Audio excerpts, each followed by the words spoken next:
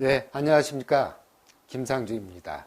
세상을 절대 못 바꾸는 15분 시즌 5의 두 번째 강의는 영화에 대한 얘기입니다. 요즘 이제 추석 연휴가 이제 끝나긴 했지만 영화 많이들 보셨죠? 그리고 평소에도 우리 많은 시간들을 영화를 보는데 할애하고 있습니다. 우리 문화 생활의 대부분은 사실 영화라고 볼 수가 있습니다. 그럼 영화가 어떻게 우리 마음을 치유할 수 있는 능력이 있는지, 또 그것을 어떻게 치유할 수 있게 치유적으로 우리가 이용할 수 있는가에 대한 그런 강의입니다. 제가 영화에 대한 책을 몇 권 쓰다 보니까는 이런 부분들에 대해서도 한번 강의를 하고 싶었습니다. 참, 이 세상을 절대 못 바꾸는 15분은 너무나 다양한 주제를 가지고 여러분들에게 강의를 하는 것 같습니다. 이거 자화자찬 같긴 하지만 오늘은 학술적으로 영화 치료, 시네마 세라피 또는 릴 세라피 이렇게 부르기도 합니다.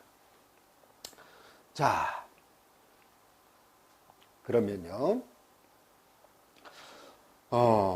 한 장의 그림이 1000마디의 말을 한다는 얘기가 있습니다. 그 그림 속에서 우리는 많은 것을 보게 되죠. 그렇다면은 1초에 24프레임으로 이루어진 영화를 우리가 2시간 동안 본다면 얼마나 많은 영상을 보게 될까요? 그 수많은 영상들은 우리에게 정말 많은 것을 전달하게 됩니다. 그리고 영화는 시각적인 이미지이기 때문에 그대로 우리 머릿속에 각인되는 효과가 있습니다. 우리가 어떤 영화를 보고 난 정말 그 영화를 보고 내 인생의 전환점이 됐다든지 아니면은 내가 그 영화를 통해서 많은 도움을 받았다. 또 새로운 삶을 생각하게 됐다고 얘기하는 사람들이 의외로 많이 있습니다. 그만큼 영화는 우리에게 많은 영향과 치유적인 역할을 가지고 있습니다. 자, 버킷리스트나 매그놀리아 이게 이제 대표적으로 제가 두 개의 영화를 통해서 어떤 의미를 가지고 있는지 잠깐 제가 보겠습니다. 자, 매그놀리아입니다. 폴 토마스 앤더슨 감독이 29살에 만든 영화죠. 그래서 저는 폴 토마스 앤더슨이 천재라고 생각하고 있습니다. 어떻게 29살밖에 안 됐는데 이런 영화를 만들 수 있는지 저는 참 감탄할 수밖에 없는데요. 이 영화의 첫 장면에서는 어떤 장면이 나오냐면은 어떤 청년이 아파트에서 투신 자살을 하게 됩니다. 그런데 투신 자살을 할 때 밑에 살던 부모가 싸움을 벌이다가 아버지가 어머니를 위협한다고 총을 쏘게 됩니다. 그런데 우연히도 그 총알이 마침 투신 자살을 하던 아들이 맞게 되면서 죽게 되죠. 그 장면부터 이 영화는 시작이 됩니다. 근데 그것은 실제로 일어났던 일입니다. 그래서 이게 한동안 이슈가 됐었죠. 과연 이 청년은 자살인가 타살인가? 그 장면을 폴 토마스 앤더슨 감독이 처음에 도입한 이유가 있습니다.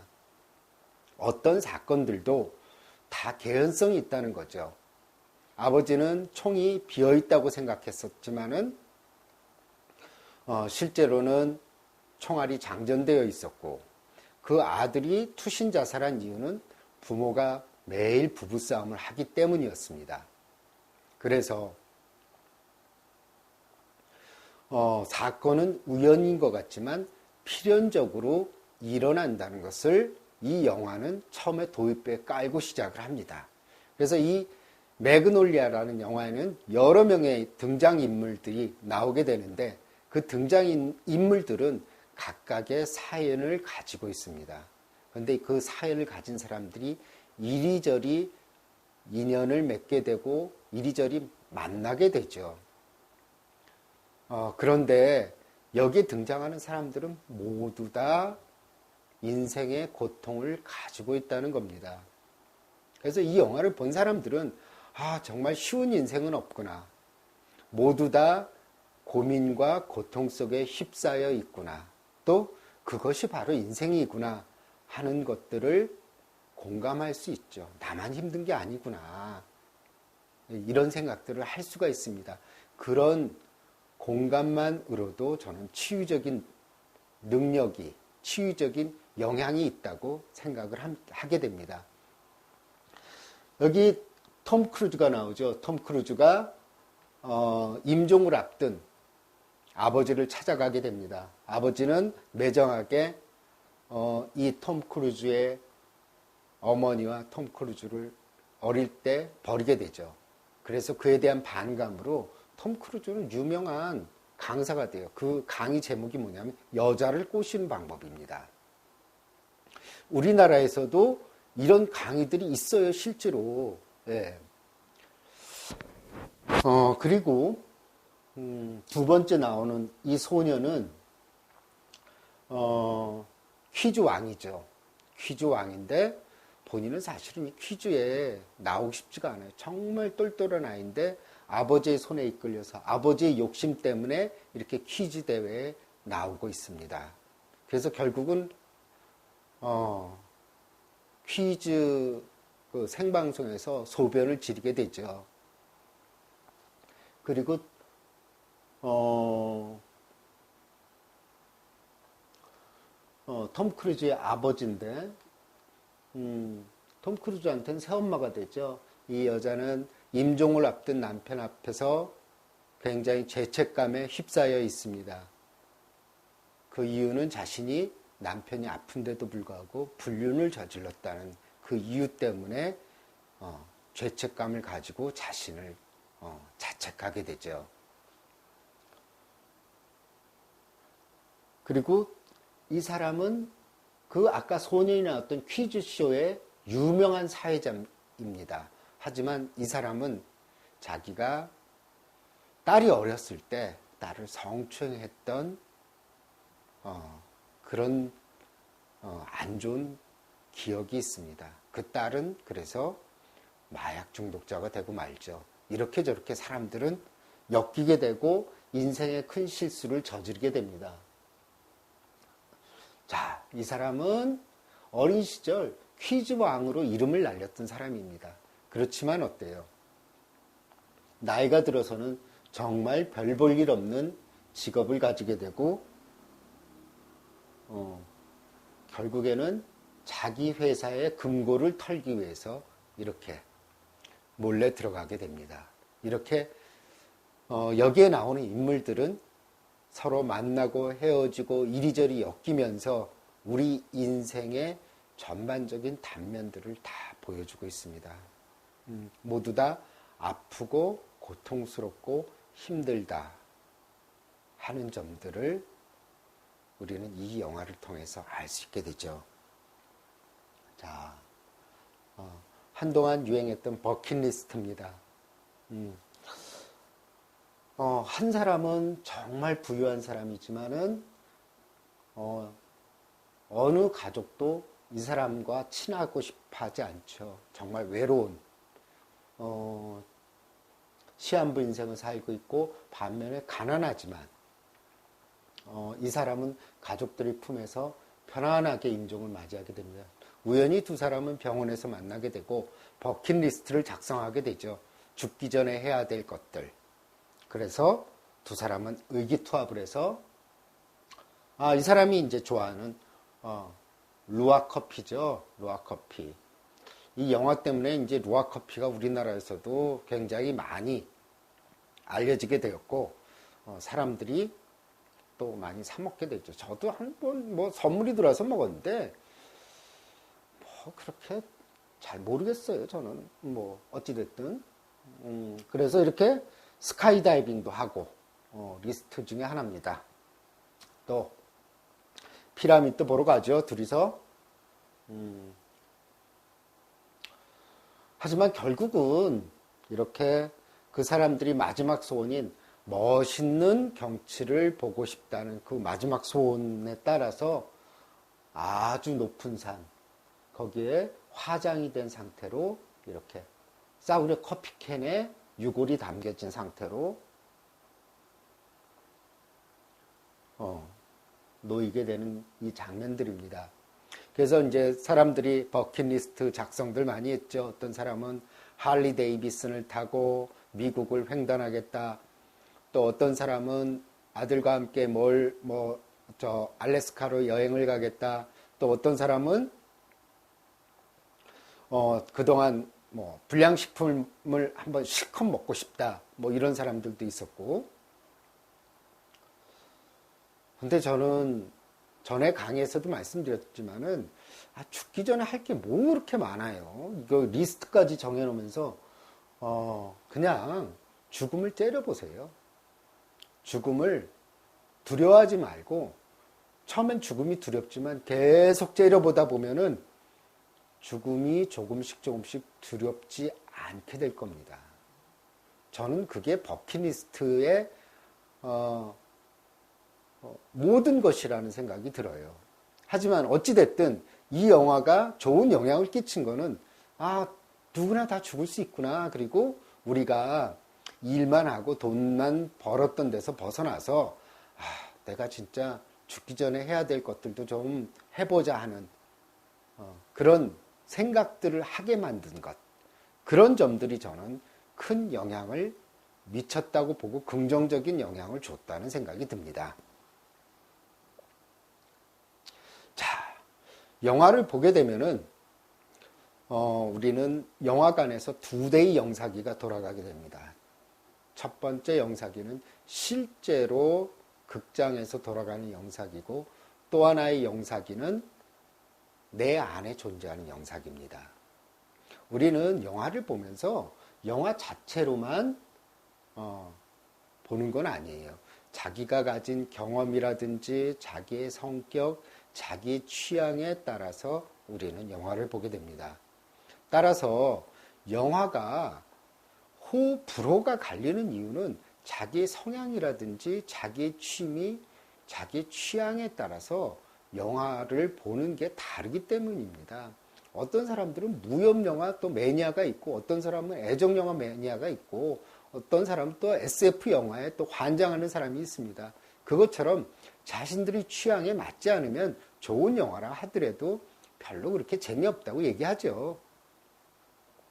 자, 각자의 영사기. 어떻게 우리의 마음이 투사되는지 제가 예를 들어 드리겠습니다. 어떤 부부가 영화를 보러 갔는데 그 영화 속에서 불륜을 저지른 남편의 얘기가 나옵니다. 그 남편이 불륜을 저질렀기 때문에 아내에게 구박받는 장면이 나오죠.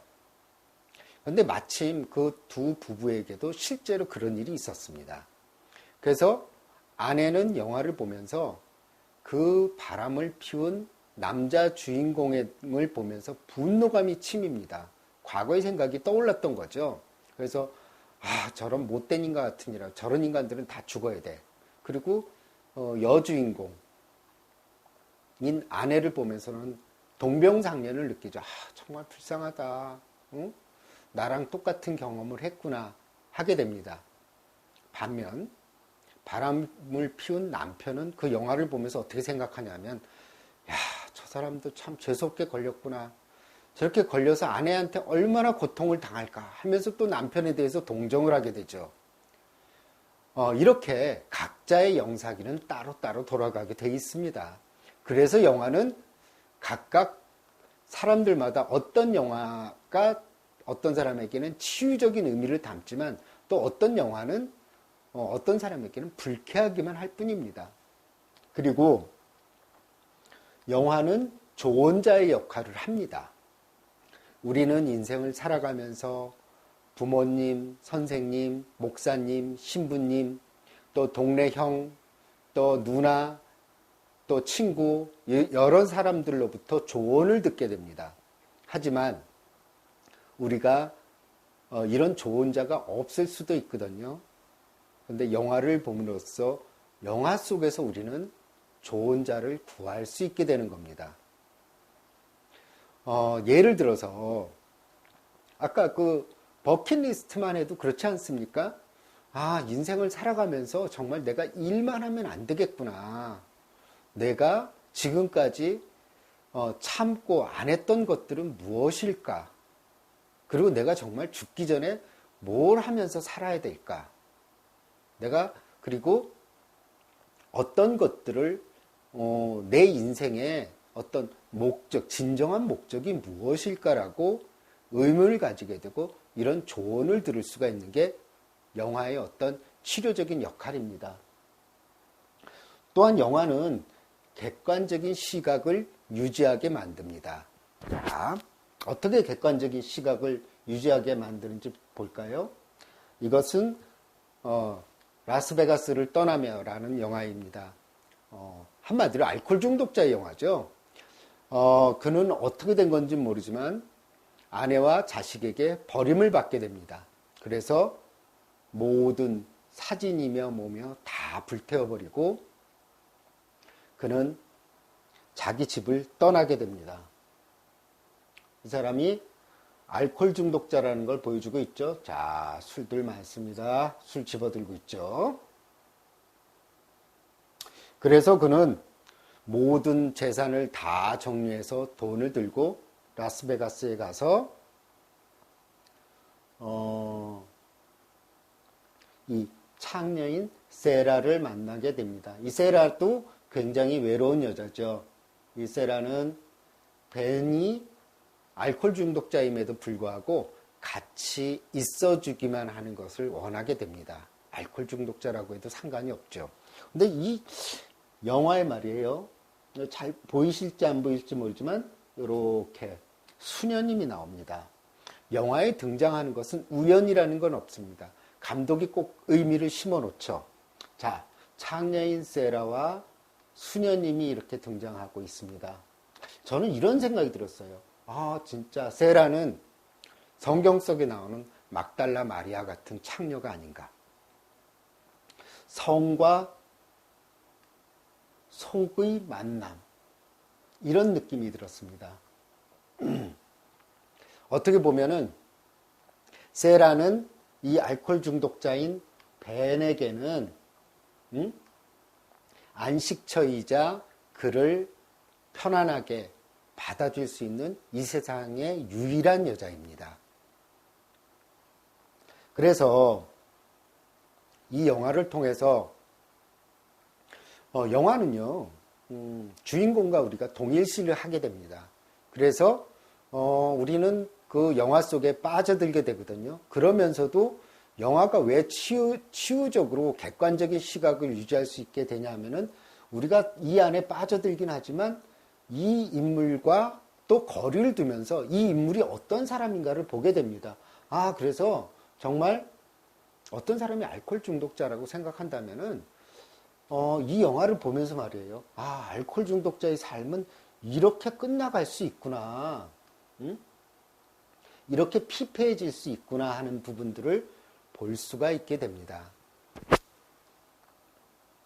자, 영화 치료의 기원은 뭐냐면 그 전에 1640년 인쇄기가 발명하기 전에 책은 정말 부유한 사람들의 전유물이었습니다. 인쇄기가 발명하기 전에 전부 필사본이었거든요. 모두 다 사람이 베껴서 책을 만들다 보니까 책이 귀할 수밖에 없었죠. 하지만 1640년에 인쇄기가 발명되면서 책은 굉장히 많이 보급이 됐습니다. 그리고 그리고 이후에 소설이 발명됐죠. 소설이 창안됐고 1900년도 초, 20세기 초에 정신분석이 도입하게 됩니다. 정신분석 학자들은 비블리오세라피라고 해서 독서 치료를 창안하게 됩니다. 뭐냐면 이 사람에게 맞는 책을 골라서 읽고 오라고 권유하게 되죠. 그래서 이 좋은 책을 선정해서 읽게 된다면 이 사람에게 치유적인 의미가 있다라고 생각해서 이 독서 치료가 보급이 된 겁니다. 어떻게 보면 독서 치료는 그 당시에 정신과 의사들이 좀 게을러서 그런 거 아닌가. 그러니까 상담하기 싫으니까 너 책 보고 와. 이래서 만들어진 것은 아닌가 하는 저의 농담입니다. 어찌됐든 그 다음에 1983년대에 제임스 힐먼이라는 사람이 치료적인 픽션이라 그래서 자조적인 치료를 할 수 있다. 소설을 통해서 괜히 정신과 의사 찾아가서 돈 내고 시간 뭐 이렇게 쓸 필요 없다. 그냥 좋은 책 찾아서 읽으면은 치료가 잘 된다. 또 스스로도 치료할 수 있다 하는 얘기들을 하게 됐습니다. 특히 제임스 힐먼은 어떤 얘기를 했냐면은 아주 당연한 얘기를 했어요. 어린 시절에 이야기를 많이 듣거나 어떤 소설의 요약본 같은 걸 본 게 아니라 소설을 전체적으로 다 읽은 아이들이 영리하다는 그런 얘기를 하게 됩니다. 근데 반대일 수도 있어요. 영리하니까 책을 전체적으로 다 보죠. 영리하지 않은 애들은 그냥 간단하게 그냥 요약본만 보는 거 아닐까요? 어찌됐든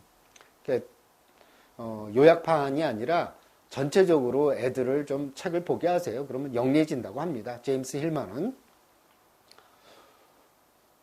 그 다음에 이제 1892년도에 그 리미에르 형제가 드디어 영화를 만들게 됩니다.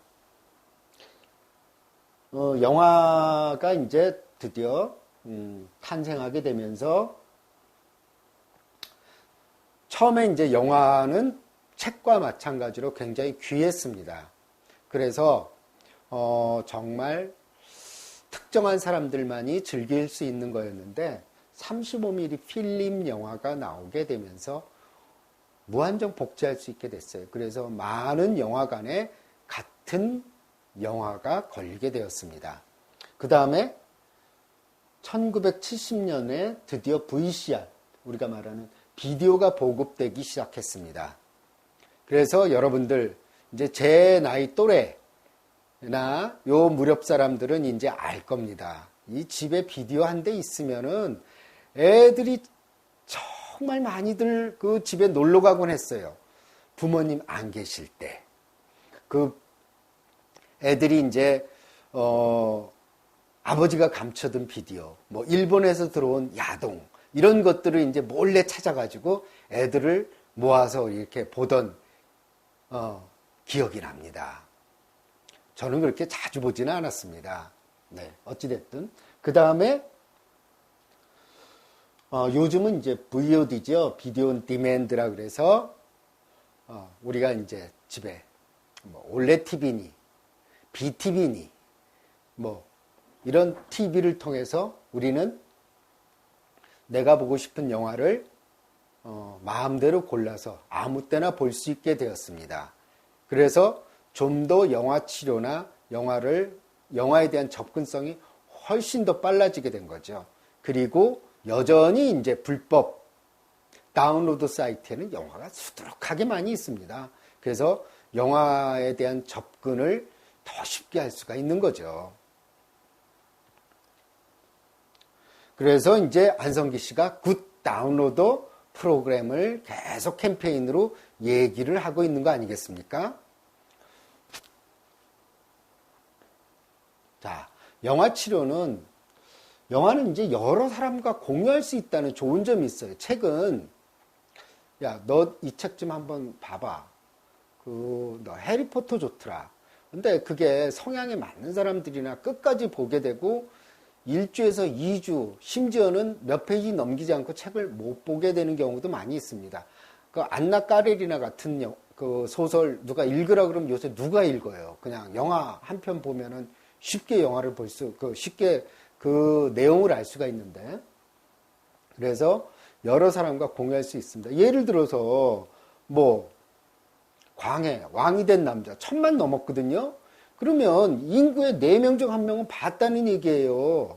그래서 너 광해 왕이 된 남자 우리 한번 얘기해보자. 이렇게 자연스럽게 나는 그런 점들이 좀 마음에 안 들고 나는 그런 캐릭터가 어쩌고 저쩌고 쉽게 얘기할 수 있다는 점이 있습니다. 그래서 대화가 된다는 점이죠.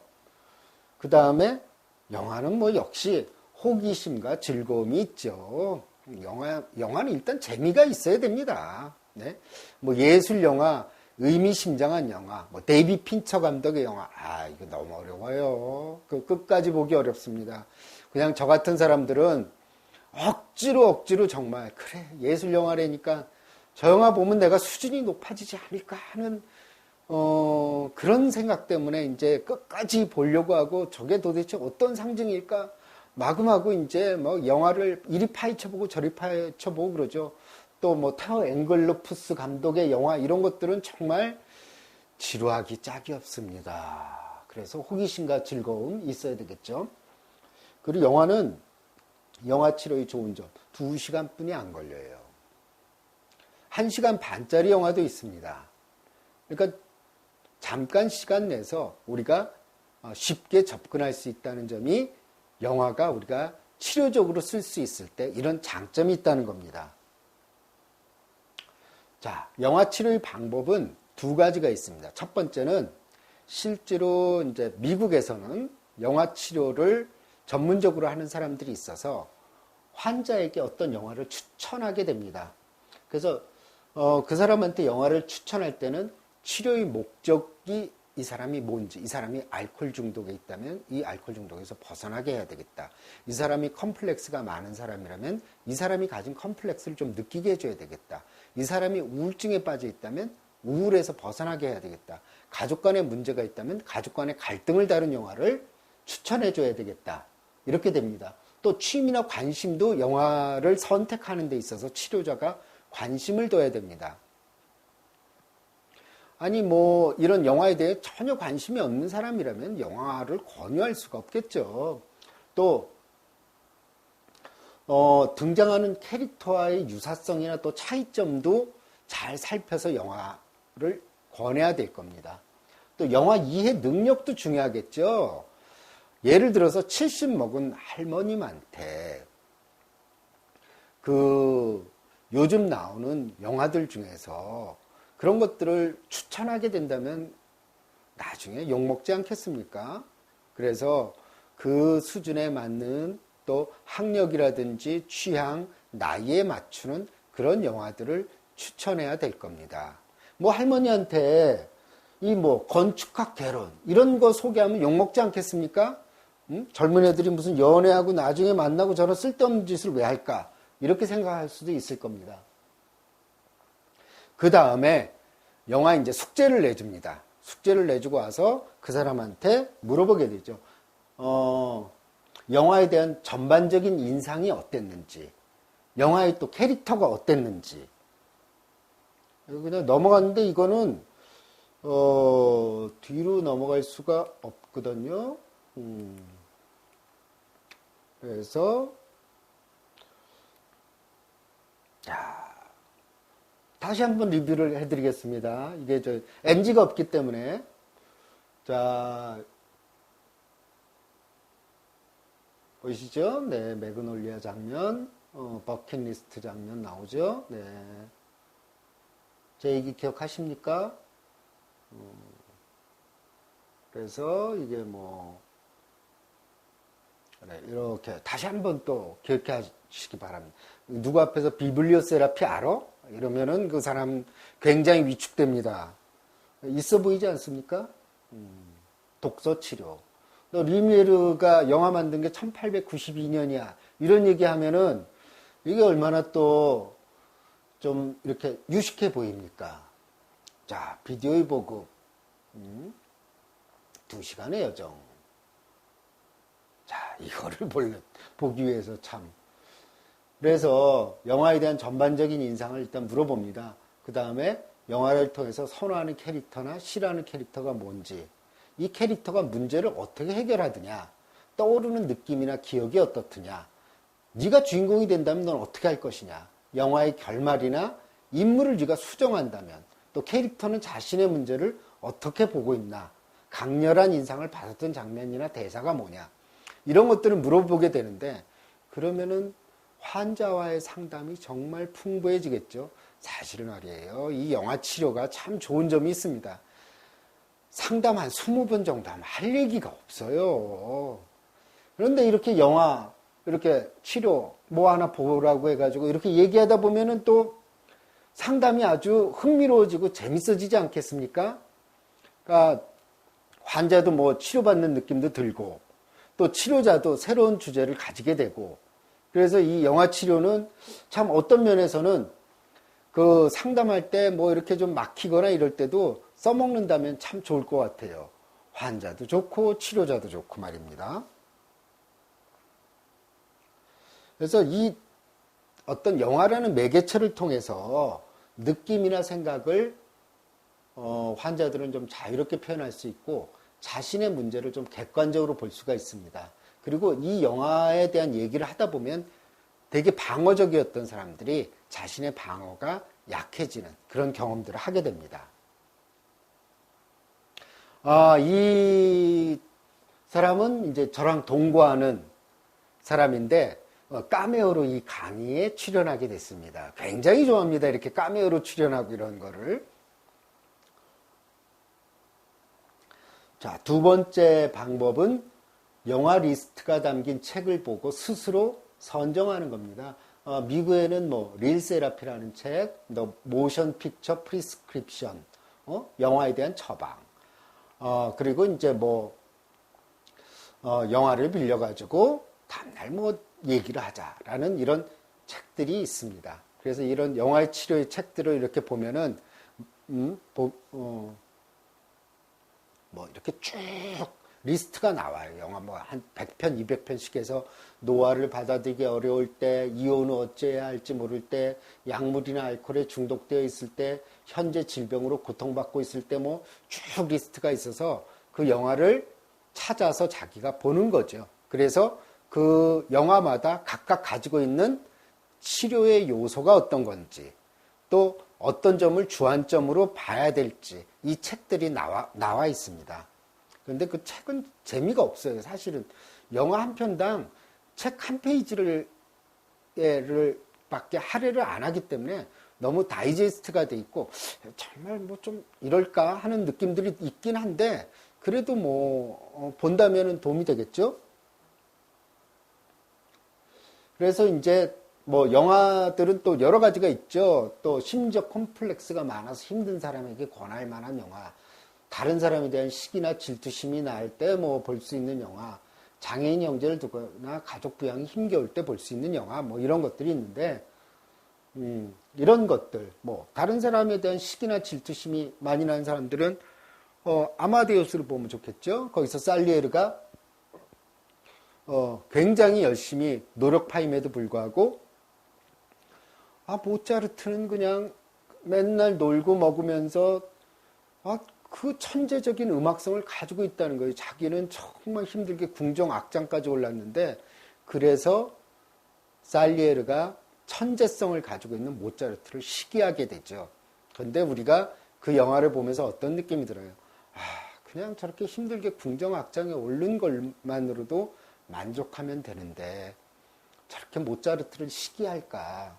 그러면서 우리가 우리 자신을 보게 되고 뭐 장애인 형제를 두거나 가족 부양이 힘겨울 때 이런 경우 많이 있잖아요. 나는 가족이 참 부담스럽다. 그러면은 뭐 길버트 그레이프라는 영화를 볼 수가 있겠죠. 거기서 보면은 정신지체인 남동생이 있고 아버지는 돌아가셨고 어머니는 200kg가 넘어서 바깥에 출입도 못할 정도로 뚱뚱합니다.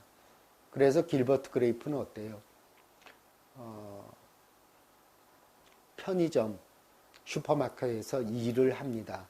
그는 자기 마을에 들어오는 여행객들을 보면서 자기도 이 가족들의 그런 부담에서 벗어나고 싶어 합니다. 그래서 이 영화를 가족들 때문에 힘든 사람들이 이 영화를 보게 된다면은 아마 진짜 나만 저런 게 아니구나 이런 느낌들을 받게 될 겁니다. 그런 공감만으로도 치유적인 요소가 있습니다. 그 영화 치료의 장점들은 이 집단 치료에도 이용될 수 있다는 거거든요. 알코올 중독자 모임이라든지 이런 데서 뭐 남자가 여자를 사랑할 때라든지 라스베가스를 떠나면을 볼 수도 있고, 자신의 문제를 드러내기 싫은 사람들이 있을 때 영화를 통해서 얘기를 하다 보면 자연스럽게 자기 얘기를 하게 되고 호기심도 유발하고, 영화는 접근성이 뛰어나다는 점. 그리고 영화 속의 등장인물은 훌륭한 보조치료자의 역할을 한다는 점입니다. 보조치료자라는 것은 영화를 보면서 그 사람을 통해서 나는 많은 도움을 받고 격려를 받는다는 거죠. 자, 저는 이 닉슨이라는 영화를 굉장히 좋아하는데, 닉슨은 굉장히 입지전적인 인물입니다. 이 닉슨이라는 영화는 이 컴플렉스가 많았던 인물.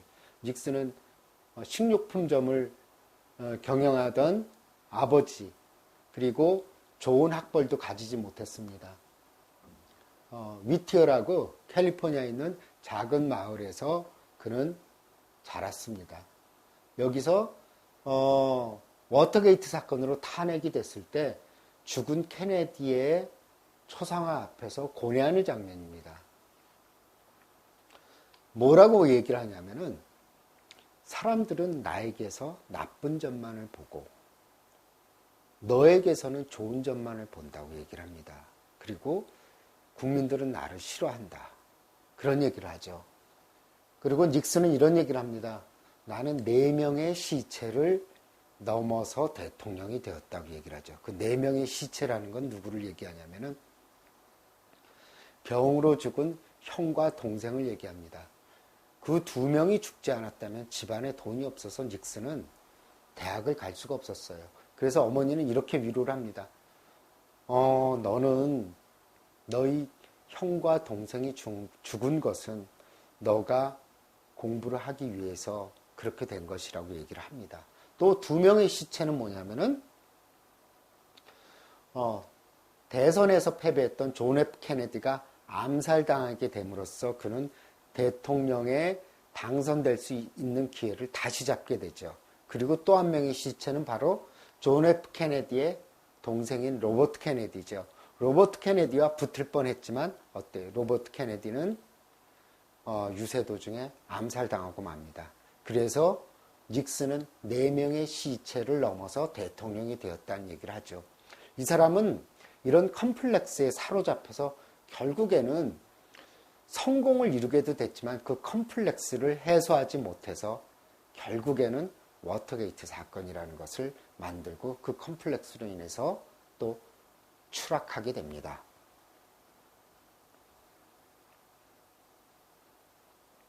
자, 영화를 치유적으로 보는 법은 굳이 저는 그냥 알고만 계시라는 거죠. 영화를 보면서 저거를 내가 치유적으로 봐야 되겠다 하지 마시고 그냥 영화를 보고 난 다음에 잔상을 느끼시면 좋을 것 같아요.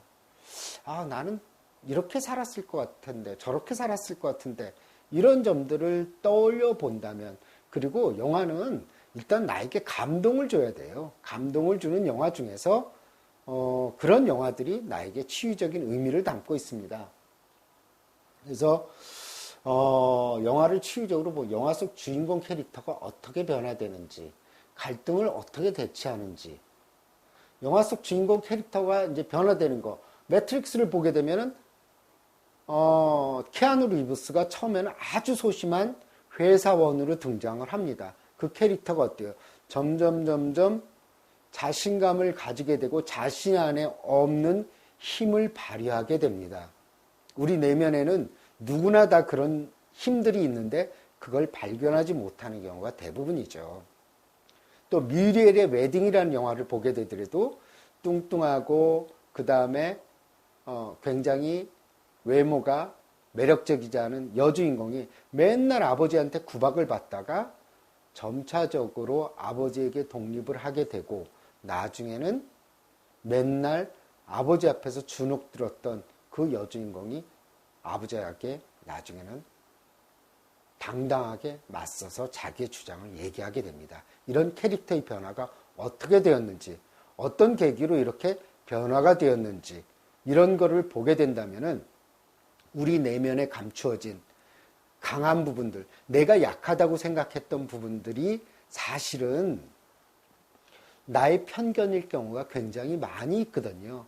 우리 안에는 모든 게 다 존재해요. 천사도 존재하고 악마도 존재하고 신도 존재하고 영웅도 존재하고 마법사도 존재합니다.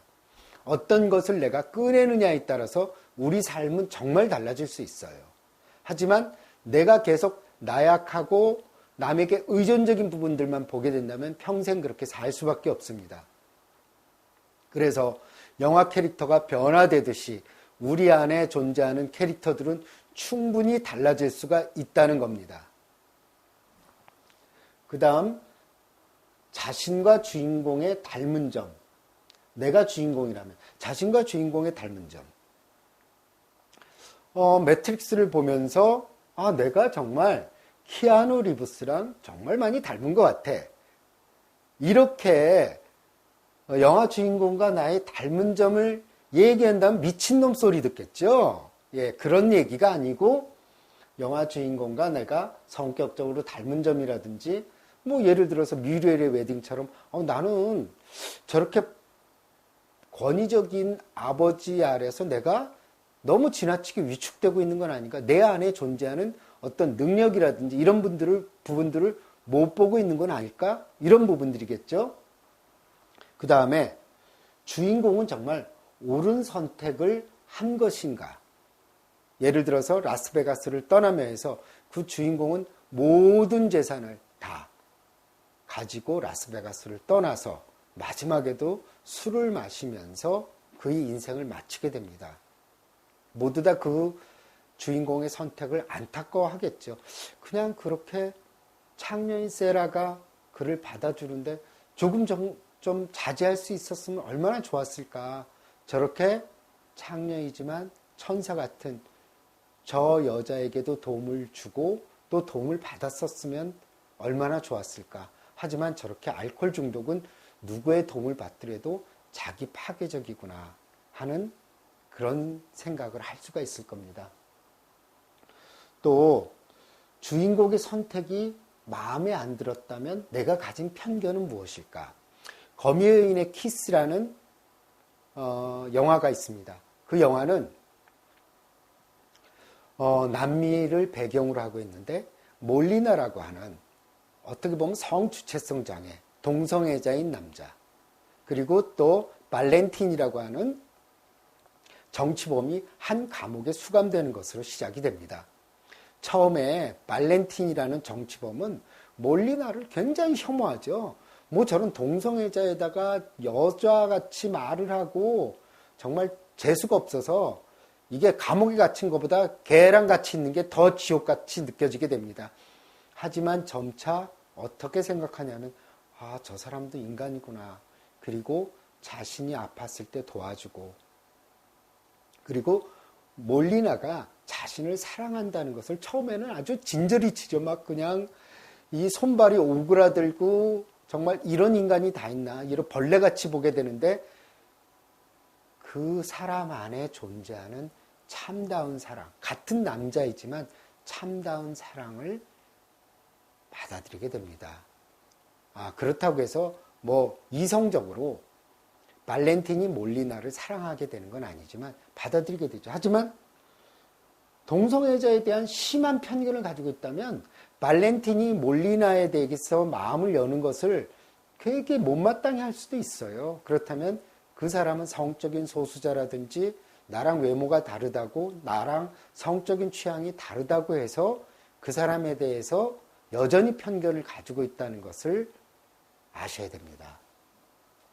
그 다음에 주인공에게서 내가 닮아야 할 점은 과연 무엇일까? 자, 쇼생크 탈출 정말 많은 영향을 주었습니다. 우리의 인생이 고통 속에 빠져 있을 때 빨리 해결될 수 있는 것도 있지만 정말 도저히 해결될 수 없는 것들도 굉장히 많이 있습니다. 쇼생크 탈출에서 작은 조각력 망치를 가지고 그 앤디 듀프레이는 20년 동안 벽을 뚫은 사람이에요.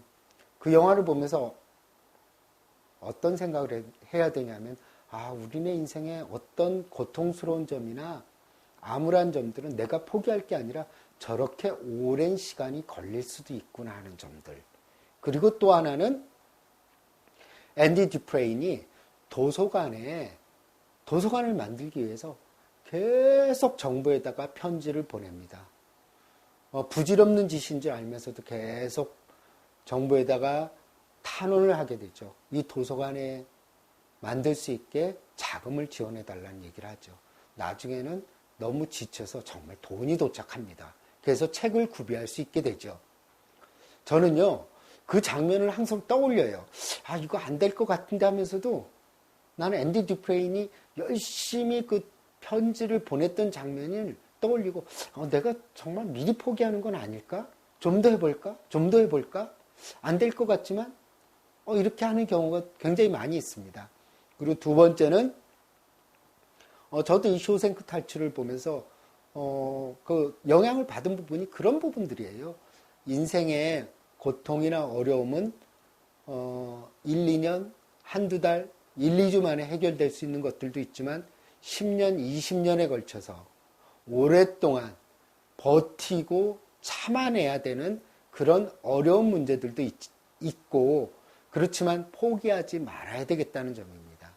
그 고통 속에서 앤디 듀프레인이 어때요? 감옥 속에서 자기가 빠져나갈 궁리를 하고 벽을 파면서도 불량 청소년에게 공부를 가르쳐주고 또 도서관을 짓고 다른 사람들을 도와주는 일들을 계속합니다.